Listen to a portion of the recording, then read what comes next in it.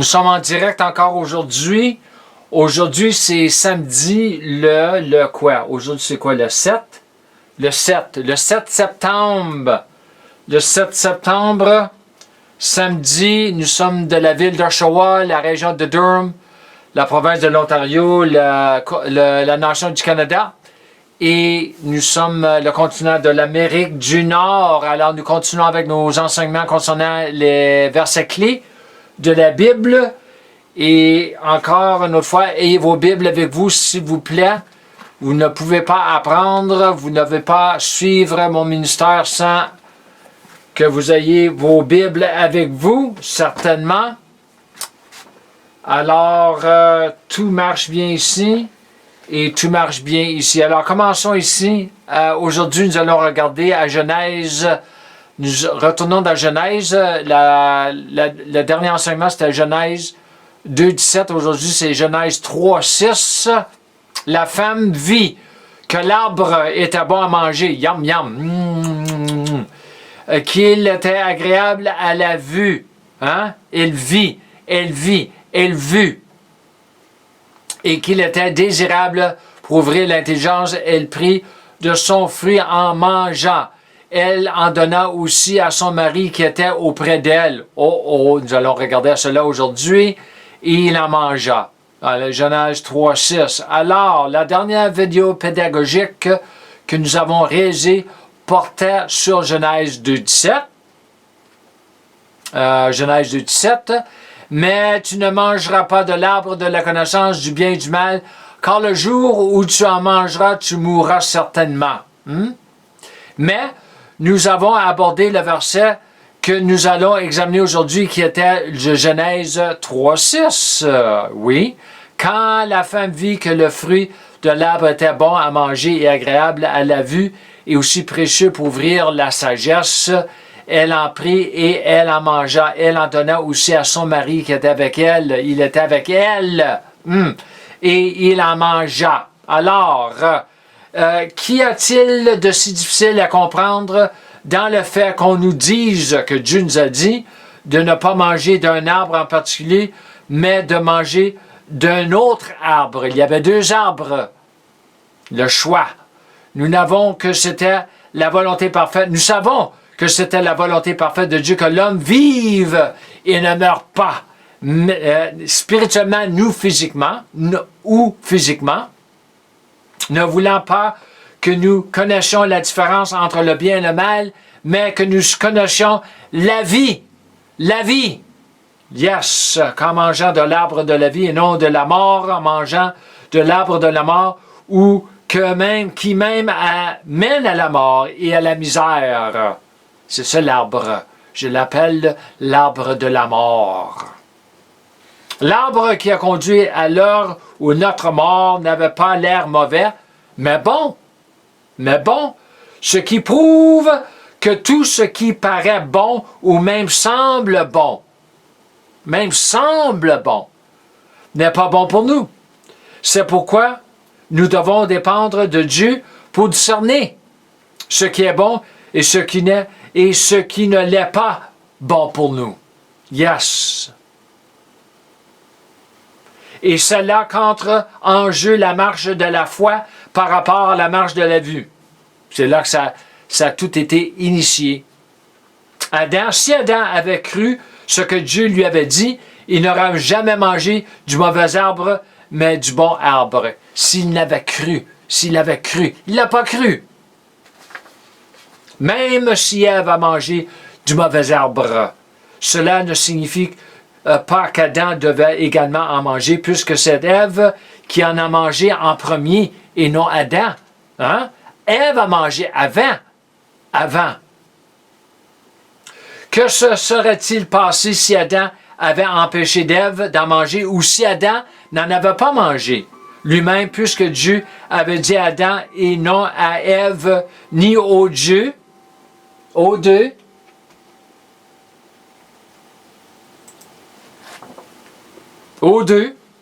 de ne pas en manger de l'arbre de la mort en remontant à la Genèse 2.17. Qu'est-ce qui aurait arrivé? Je sais qu'est-ce qui aurait arrivé. Certaines traductions saisissent mieux le grec que d'autres, et la dernière partie du verset 6 dit « Donne aussi à son mari qui était avec elle. » Qui était avec elle.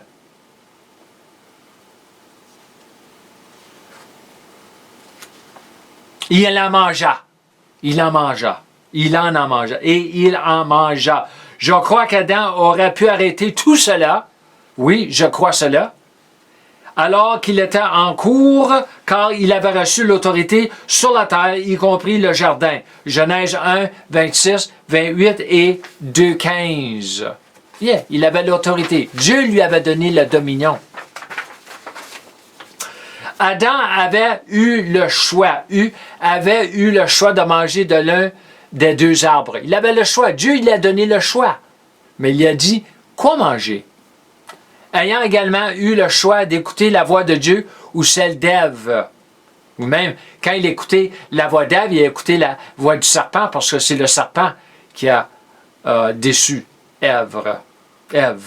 Il a choisi la mauvaise voie à écouter, et le monde écoute la mauvaise voie aujourd'hui, mais c'est aussi le cas de nombreux membres de l'Église. C'était la responsabilité d'Adam de contrôler ou de prendre le contrôle de toute la situation, puisque Dieu lui avait dit de garder le jardin, mais de le garder de quoi ou de qui? Du serpent. Du serpent. Quand tu protèges quelque chose, tu protèges quelque chose de quelqu'un. De quelque chose, mais surtout de quelqu'un. Adam aurait pu empêcher la chute de l'homme d'avoir lieu, y compris sa propre chute, ce qui va à l'encontre de ce que beaucoup enseignent concernant Dieu ayant ordonné à l'homme de tomber en ordonnant à l'homme de désobéir à Dieu et de marcher par la vue, ce qui est une absurdité totale, ce que j'ai déjà abordé dans la vidéo précédente.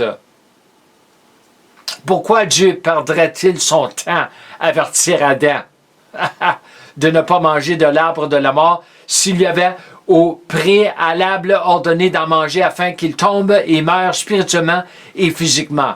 Ça ne fait pas de sens. Dieu devrait être un psychopathe, schizophrène, ce qui n'est pas du tout le cas. C'est l'homme, pas Dieu, qui est un psychopathe. Yeah. OK, continuons ici. Nous sommes en proie à ces deux types de morts depuis la chute, mais bien sûr, Jésus, en tant que le deuxième, le dernier Adam, est venu renverser tout cela par le plan de la rédemption, le plan du salut, mais positionnellement. Mais les conséquences sont toujours là dans une certaine mesure. Encore aujourd'hui, nous avons des chrétiens qui mangent encore du mauvais arbre. Encore! Ils n'ont pas appris leur leçon.